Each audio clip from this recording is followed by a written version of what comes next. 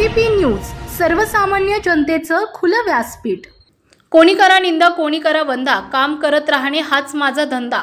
पुढारी नाराज असले तरी जनता जनार्दन विकास कामांवर नक्कीच माझ्याबरोबर। 40 वर्षाची सत्ता गेल्यानंतर नौके लोकप्रतिनिधी डॉक्टर किरण लहामटे आपल्या कारभारातून जनतेची कामे खरेच करतील का?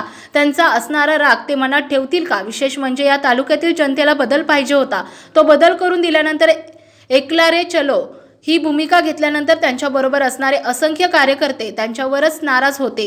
2.5 वर्षांच्या कार्यकाळानंतर प्रत्येकाच्या सुखदुःखात जाणे एवढे असले तरी विकासाचे मॉडेल म्हणून विधानसभेत डॉक्टर किरण लहामटे मतदारसंघासाठी निधी आणतील का, या सर्व प्रश्नांना बगल देत किरण लहामटे यांनी आपल्या कार्याची चुणूक विकास कामांच्या कोट्यावधी रुपये मतदारसंघात आणून एक प्रकारे राज्याचे उपमुख्यमंत्री तथा अर्थमंत्री नामदार अजित पवार यांनी या तालुक्याचे स्वीकारलेले पालकत्व पुन्हा एकदा या बजेटमध्ये पाहावयास मिळाले। तो लोकप्रतिनिधी कोट्यावधी रुपयांच्या विकास कामांची नारळ फोडतात।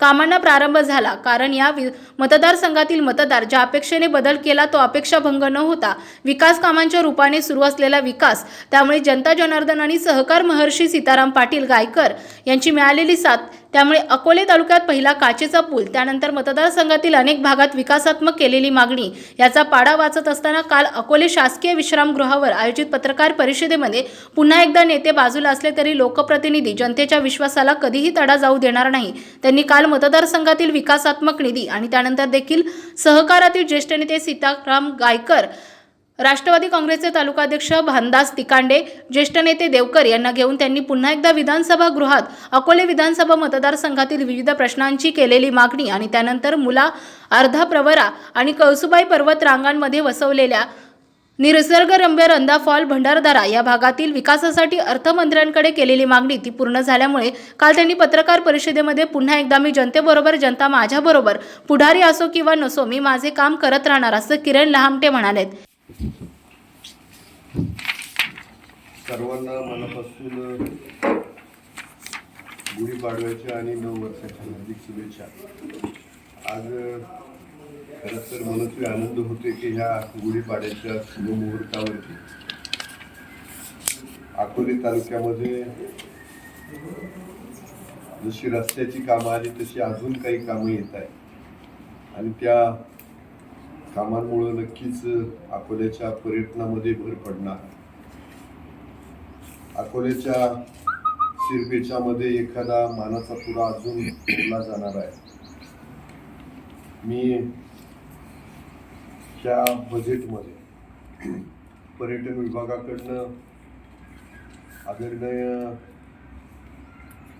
अदितीताई तटकरे, त्याचबरोबर आदित्य ठाकरे आणि आदरणीय अर्थमंत्री अजितदादा पवार साहेब यांच्या माध्यमातून रंधा धबधबा, जिथं घोरपडाईचं सुंदर मंदिर आहे, एक निसर्गानं निर्माण केलेलं अलौकिक सौंदर्य म्हणजे रंधा धबधबा, जिथं अनेक चित्रपटांचे चित्रीकरण झालं।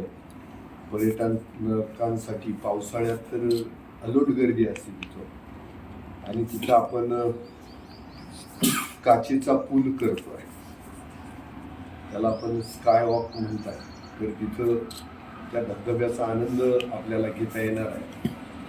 त्याचं सगळं टोटल एस्टिमेट बजेट आहे 5 कोटीचं, त्यातले 2.5 कोटी रुपये आता आपल्याला प्राप्त झाले आणि उर्वरित 2.5 कोटी रुपये काम सुरू झाल्यानंतर प्राप्त होतील। यासाठी एक नालंदा म्हणून एक जी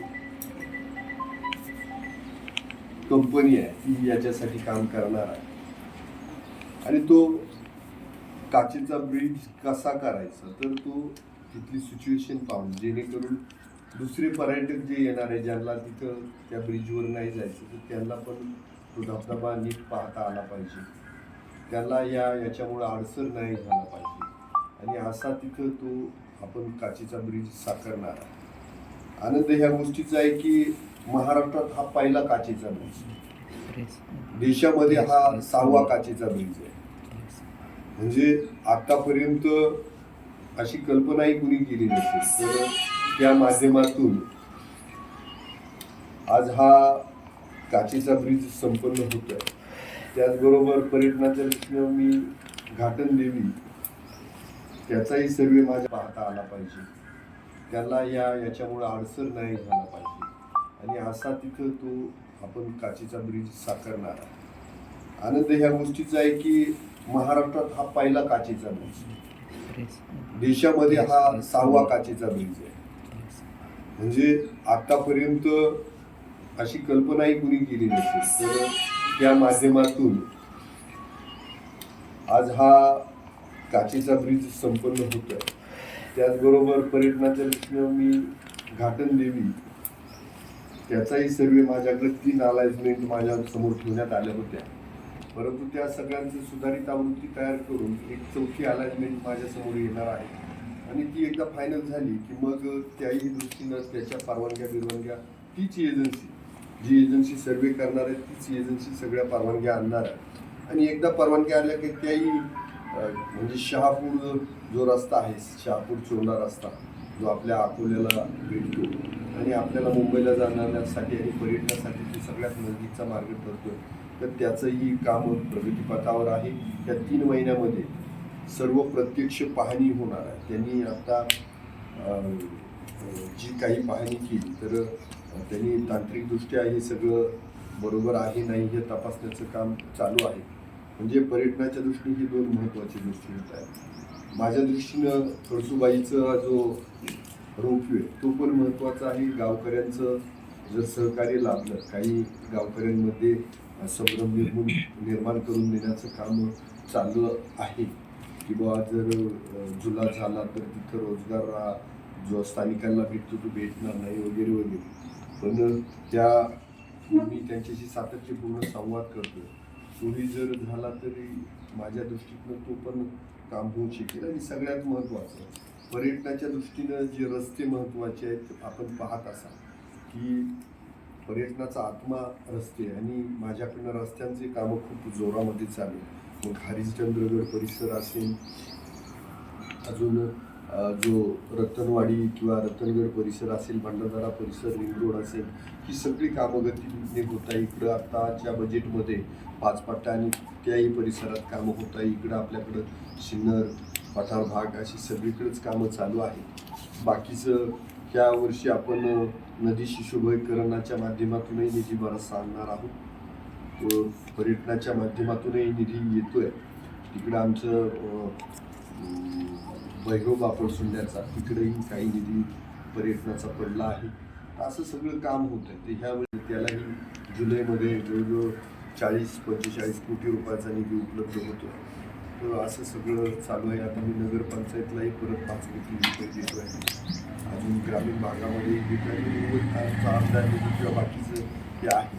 अशी सगळी अजून तातोबा ऋषींचा जो भराव पूल मागितला होता, तर तो भराव पुलाचंही आदरणीय जयंत पाटलांनी कामं प्रगतीपथावर म्हणजे सर्वेक्षणाचे आदेश दिलेले आहेत. आणि त्याबरोबर मागं जी आंदोलनं झाली अकोल्यात, निळवंड्याचं पाणी डाव्या कॅनलचं लोकांना भेटलं पाहिजे, तर त्याही उजव्या डाव्या कॅनलला पाणी व्यवस्थित देणं आणि त्याचं जे जिथपर्यंत पाणी पोचेल तिथपर्यंत सर्वेक्षण करणं, वाढीव क्षेत्र करणं, हाही सगळं काम होतं आहे. तर शेतकऱ्यांना हा इकडचा जो कॅनल, डावा कॅनल, उजवा कॅनल, तर ह्या उजव्या कॅनलला साधारणतः ऑक्टोबर-नोव्हेंबरमध्ये आम्ही पाणी सोडून शेतकऱ्यांपर्यंत पोचू असं आमचं टार्गेट आहे. तो पूर्णत्वाला जाईल.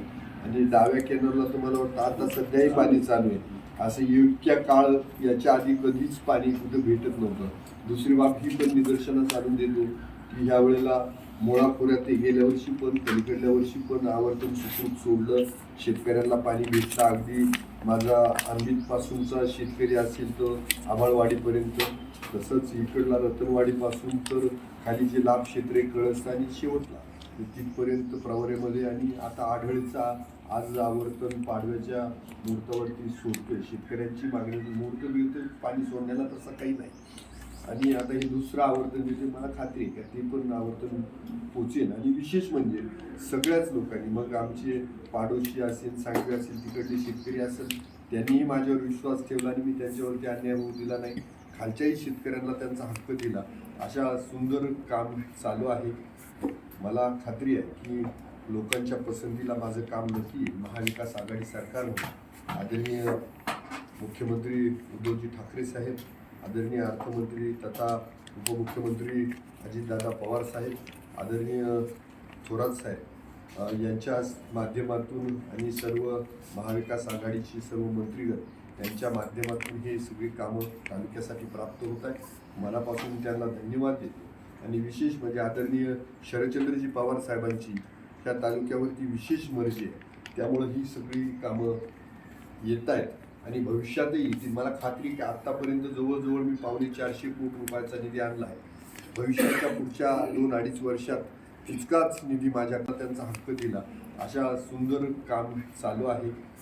मला खात्री आहे की लोकांच्या पसंतीला माझं काम नक्की येईल. महाविकास आघाडी सरकारने आदरणीय मुख्यमंत्री उद्धवजी ठाकरे साहेब, आदरणीय अर्थमंत्री तथा उपमुख्यमंत्री अजितदादा पवार साहेब, आदरणीय थोरात साहेब यांच्या माध्यमातून आणि सर्व महाविकास आघाडीची सर्व मंत्रीगण यांच्या माध्यमातून हे सगळी कामं तालुक्यासाठी प्राप्त होत आहे. मनापासून त्यांना धन्यवाद देतो.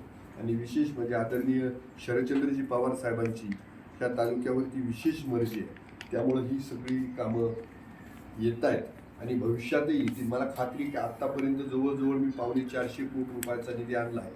भविष्याच्या पुढच्या 2-2.5 वर्षात तितकाच निधी माझ्याकडनं येईल आणि ह्या तालुक्यात एक ऐतिहासिक, जसं लोकांनी मत देऊन इतिहास घडवला तसं माझ्याकडनंही ऐतिहासिक काम ह्या 5 वर्षामध्ये घडेल. 2 वर्ष 2.5 वर्ष करोनाचा काळ होता, पण त्याही काळामध्ये आपण ॲम्ब्युलन्स दिलेले आहेत. 50 लाख रुपये 8 ॲम्ब्युलन्स, त्याचबरोबर दवाखान्यासाठी मेडिसिनसाठी 51 लाख रुपये, कोविड सेंटरला एक ऑक्सिजन प्लांट निर्मिती सेंटर, मग ते अकोल्यामध्ये असेल, एक कोथरूडमध्ये असेल, एक शमशेरपूरमध्ये असेल आणि एक राजूरमध्ये, अशी सगळं निर्माण केलेलं आहे. पठार भागावरतीही मी ॲम्ब्युलन्स दिलेली आहे. तिकडे रस्त्याची कामं चालू आहे. म्हणजे मतदारसंघात सगळीकडे कामं चालू आहे. त्यामुळं पुढारी खुश आहेत की नाही मला माहीत नाही, पण जनता खुश आहे, जनता पाठीशी आहे. मनापासून सर्व जनता जनार्दनाला मनापासून शुभेच्छा देतो आजच्या गुढीपाडव्याच्या आणि नववर्षाच्या. आणि मनापासून त्या मायबाप जनतेचा आभार मानतो की मला हे काम करण्याची तुम्ही संधी दिली, त्यामुळं मी हे काम करू शकलो. अजून पिंपरखाना पूल तोही प्रगतीपथावर आहे. 2023-24ला तो आपण पूर्ण करतोय. कदाचित कोथरूडचा पूल ह्या जून-जुलैपर्यंतच पूर्ण होईल. असं सगळे धडाकेबाज काम चालू आहे. त्यामुळं मी सगळ्या, तुम्ही वार्ताहर मंडळी आलात, तुम्ही माझा आवाज जनतेपर्यंत नेहमी पोचवताय, आजही पोचवणार आहात. मनापासून तुमचे सगळ्यांचं मनापासून आभार मानतो. तुम्ही आलात आणि ही चांगली जी काही संदेश आहे तो लोकांपर्यंत पोचवणार आहे. त्या निमित्तानं आदरणीय गायकर साहेब, टिकांडे साहेब, अशोकांना, सगळीच मंडळी उपस्थित आहेत. सगळे कार्यकर्ते माझे, अंकुश असेल किंवा डॉक्टर साहेब असेल, सगळे उपस्थित आहेत. सगळ्या कार्यकर्त्यांचे मनापासून आभार मानतो. आणि आजपर्यंत जशी तुम्ही सगळ्यांनी साथ दिली चांगल्या कामासाठी, तशी भविष्यातही द्याल या अपेक्षा ठेवतो आणि थांबतो. जय हिंद, जय महाराष्ट्र. AVP न्यूजसाठी अशोक उगले, अहमदनगर.